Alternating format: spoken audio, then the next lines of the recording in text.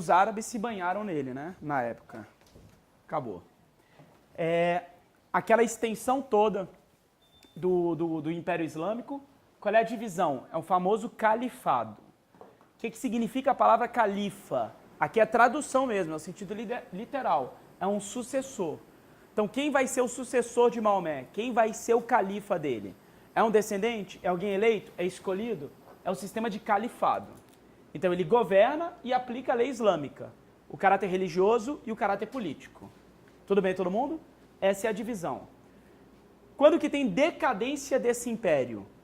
Divergência entre os califados, brigas internas.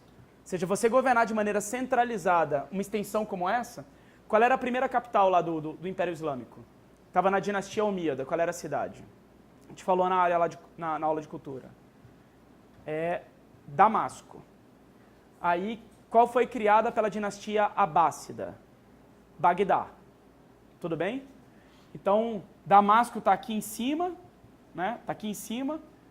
Bagdá está aqui embaixo no Iraque. Então, essas duas cidades têm que governar essa extensão inteira. Sendo que teve uma hora que a parte economicamente mais ativa estava aqui no Califado de Córdoba. Então, é óbvio que os califas aqui de Córdoba vão exigindo maior participação política. Então, brigas internas. Tudo bem, todo mundo? Aí, quais são as duas ações externas que contribuem para a queda do Império Islâmico? A entrada dos turco-otomanos. Quem são os turcos? Eles são um tronco da Eurásia. E aí os turcos vão dar origem a vários povos. O Quirquistão tem origem turca. O Tajiquistão tem origem turca.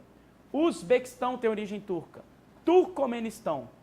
Portanto, você tem turcos dentro aqui do Império Islâmico. E aqui de dentro eles vão avançando, tomando território. Beleza, todo mundo? Qual é a outra ação externa? Cruzadas. Aí vem da Europa. Tudo bem? Então, divergências internas, o avanço turco e o avanço das cruzadas. De boa, todo mundo? Então, decadência do Império Islâmico. Internas, cruzadas a partir do século XI, as invasões turcas. Aqui está a região ali de Jerusalém. Aí só para você ter uma noção, né? Que é o Mar Mediterrâneo, norte da África aqui, Península Arábica. Essa parte de verde é a parte do Império Islâmico. Esse verde mais clarinho aqui, ó, isso aqui já são os turcos. Isso aqui, Império Bizantino, de roxinho, aqui, ó, Principado Armênio. Principado, condado, olha a cruzinha.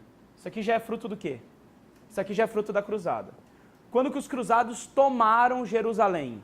Tomaram Jerusalém na primeira cruzada.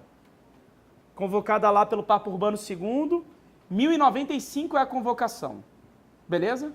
Quando que ela é executada? De 96 a 99. Em 98, Jerusalém cai. Ela vai ficar um século com domínio cristão cruzado. Aí o famoso Saladino, que era um califa do Egito, Síria e Líbano, ele era califa Barbazex. Ele era califa do Levante. Onde é que você ouviu essa expressão recentemente, do Levante? O Estado Islâmico, né? O Estado Islâmico do Iraque e do Levante. O Levante é uma área imaginária aqui assim, ó. Aí, Saladino, califa do Levante, é quem vai recuperar Jerusalém. Mas você vê que o domínio árabe islâmico já está caindo forte, né? Já tem a parte turca e teve a intervenção cristã. Tudo bem, todo mundo? Aqui são as cruzadas, né? Aí só para você ter um cenário do mapa. Faz um paralelo. Galera, só um paralelo bem rápido. Caetano falou de califado, falou de Estado Islâmico do Iraque e do Levante. Esse tal de Estado Islâmico, ele é uma dissidência da Al-Qaeda. Então imagina que um grupo dissidente da Al-Qaeda do Iraque vai fundar inicialmente o Estado Islâmico do Iraque e do Levante. Eles ainda não estavam na Síria. E esse Estado Islâmico, como se convenciona chamar, não é um Estado propriamente dito. Ele não é reconhecido internacionalmente. Isso é uma jogada de marketing dos caras. Eles obrigaram o mundo inteiro a chamá-los de Estado, como se eles fossem um Estado de verdade e representassem os islâmicos. Por isso que tem aquela nomenclatura ali de Daesh. Daesh é um vocabulário pejorativo de como chamar o Estado Islâmico. Eles rejeitam. mas é como alguns líderes ocidentais passaram a chamar para poder descaracterizar. Esses caras não são Estado, eles não representam os islâmicos. Eles são os destruidores no sentido ruim da coisa. Eles são o Daesh. Eles são, segundo o Daesh, semeadores da discórdia. Semeadores da discórdia, semeadores do caos. E esse Estado Islâmico do Iraque e hoje da Síria, classificado pelo Ocidente de Daesh, ele surge no Iraque em 2006 como uma dissidência da Al-Qaeda, através do líder al-Zarqawi. Não precisa gravar o nome em si, mas o al-Zarqawi é o primeiro extremista islâmico a defender a ideia de um Estado Islâmico no Iraque. Posteriormente ele vai ser morto e vai ser sucedido por Abu Bakr al-Baghdadi, que é o atual líder dessa organização.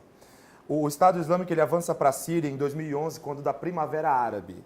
A Primavera Árabe enfraquece o regime sírio e as fronteiras fragilizadas são preenchidas por tropas do Estado Islâmico. Tanto é que o Estado Islâmico se gaba de ter anexado a cidade de Raqqa, na Síria, que é considerada a capital do Estado Islâmico na Síria.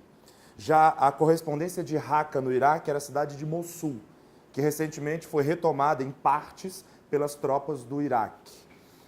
O Estado Islâmico que avança para a Síria em 2011 e o Califado é proclamado em 2014. Ou seja, quando Abu Bakr al-Baghdadi se diz o sucessor de Maomé, se diz o califa, e busca construir no seu entorno uma estrutura político-religiosa denominada de califado.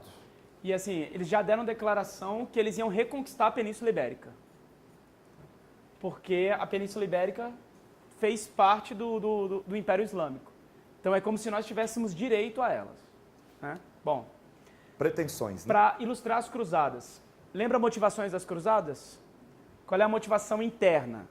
Crise demográfica do feudalismo e o aumento das guerras entre o mundo cristão feudal. Então a lógica de você pegar e desviar as guerras internas entre os cristãos para um inimigo em comum. Inclusive conquistar essas terras do inimigo comum para você aliviar o crescimento demográfico. Tudo bem? Além de tudo, tem o pedido de ajuda do Império Bizantino, que sendo atacado pelos turcos, pede ajuda para os cristãos do Ocidente para combater as invasões turcas.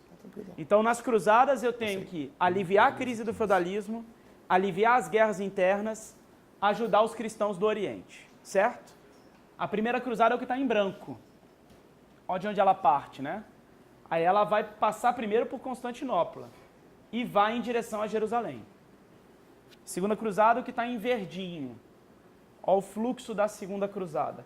Passa também por Constantinopla, vai em direção também a Jerusalém. Beleza, todo mundo? Então tem a ver com tentar salvar o cristianismo aqui, que está sendo acossado pelos turcos, e reconquistar Jerusalém. De boa? Nesse cenário, o Império Islâmico cai.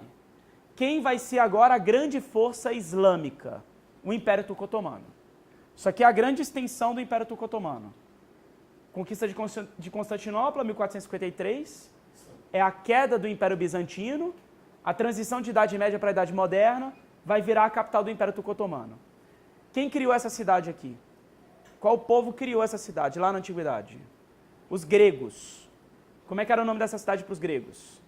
Bizâncio. Como que ela foi rebatizada pelos romanos? Constantinopla, revitalizada e rebatizada. Como que ela é chamada para os turcos? Istambul. Então, a queda de Constantinopla e Istambul. Aí esse mapa tem as várias datas de conquista de regiões. Conquista de Medina, 1538, conquista de Bagdá da Mesopotâmia, 1553, a expansão dos caras. Certo, todo mundo? Essa área aqui, que pega a parte mais clarinha e a parte mais escura, isso aqui é a maior extensão do Império Turco-Otomano. Isso é 1683, certo? O que é a parte mais escura? É o tamanho do Império Turco-Otomano na Primeira Guerra Mundial, na Grande Guerra. Então, a maior extensão, parte escura e a parte clara, a parte mais escura, a parte da Primeira Guerra Mundial. De boa, todo mundo? Qual é um dos efeitos do fim da Grande Guerra? O fim dos impérios. Aí o que vai virar essa área que era do Império Turco-Otomano? Ela vai virar área de influência dos países vencedores da Grande Guerra. em especial a área de influência franco-britânica. A área de verde mais escuro é a área governada diretamente pela França. O verde claro é a área de influência indireta, virou um protetorado. A área de preto, ou de cinza mais escuro, a área governada diretamente pela Inglaterra.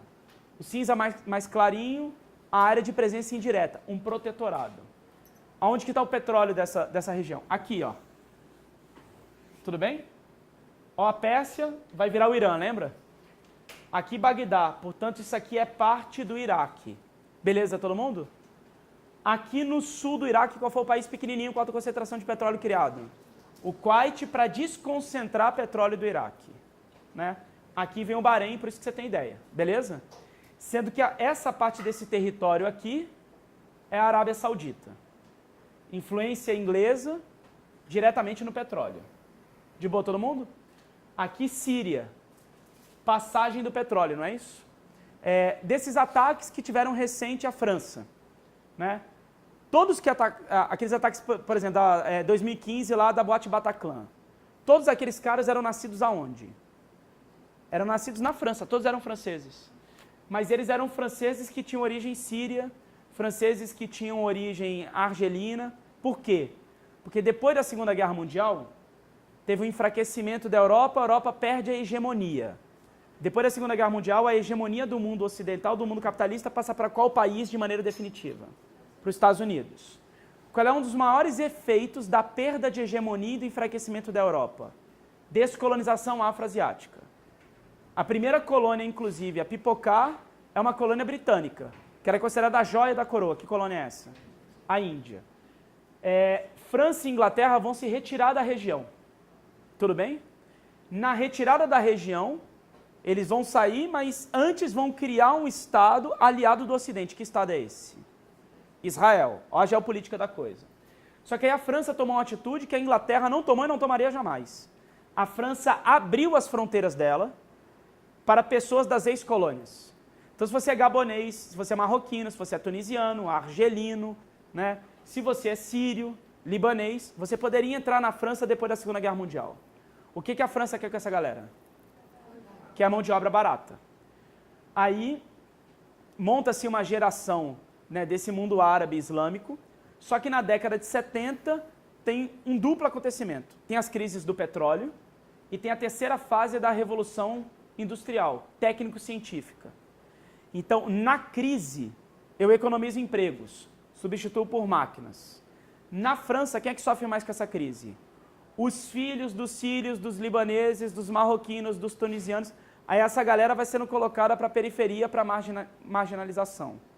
Sendo que, como esse pessoal é identificado como árabe, como islâmico, além de tudo, você tem um choque cultural. No cenário atual, um cara desse, né, com um certo rancor acumulado, ele pode ir para a Síria para, por exemplo, fazer um treinamento com o Estado Islâmico? Pode, porque ele tem origem síria. Ele pode voltar a entrar na França livremente? Pode, porque ele é francês. Entenderam isso? Né? Então, a França é um alvo porque ela tem uma presença histórica desde o fim da Primeira Guerra Mundial aqui. Né? A Inglaterra é um alvo? Demais. Mas é mais difícil de entrar na Inglaterra. Né? É uma ilha, eles fecham mais a fronteira. De boa todo mundo? Na Segunda Guerra Mundial, a saída de franceses e ingleses vem acompanhada da criação do Estado de Israel. Você quer comentar isso? É interessante falar sobre a criação do Estado de Israel, porque ela vai opor aqueles grupos de origem semita que o Caetano mencionou no início da aula. Os descendentes de Ismael e os descendentes de Isaac. Os árabes e os judeus, eles vão se chocar nos seus interesses quando é proposto um plano de partilha da ONU para fracionar a Palestina, criando um Estado para os judeus, o Estado de Israel, e um Estado árabe, o Estado da Palestina. A ideia da ONU era que a cidade de Jerusalém, que a gente analisou, uma cidade sagrada para as 3 grandes religiões, que ela fosse colocada no status de cidade internacional. Só que tanto judeus quanto palestinos, eles reivindicam a cidade de Jerusalém, e principalmente os israelenses, que dizem que Jerusalém é sua capital única e indivisível. Ou seja, a criação do Estado de Israel ela vai criar um novo quadro de conflito no Oriente Médio, já que os israelenses aceitam, né? Os israelenses, os judeus, eles aceitam o plano de partilha. Mas os palestinos, que são árabes, eles recusam o plano de partilha e vão receber suporte do movimento pan-arabista, que o Caetano mencionou. Aquele pan-arabismo, que era um movimento nacionalista, que não necessariamente tinha vínculo religioso, ele vai dar suporte para os palestinos. E aí os palestinos começam a receber ajuda do Egito, começam a receber ajuda da Síria, começam a receber ajuda do Iraque, da Jordânia, para lutar contra esse Estado que eles consideram um Estado não legítimo. E aí temos vários conflitos entre árabes e israelenses, em particular os árabes palestinos. E aí eu posso citar rapidamente.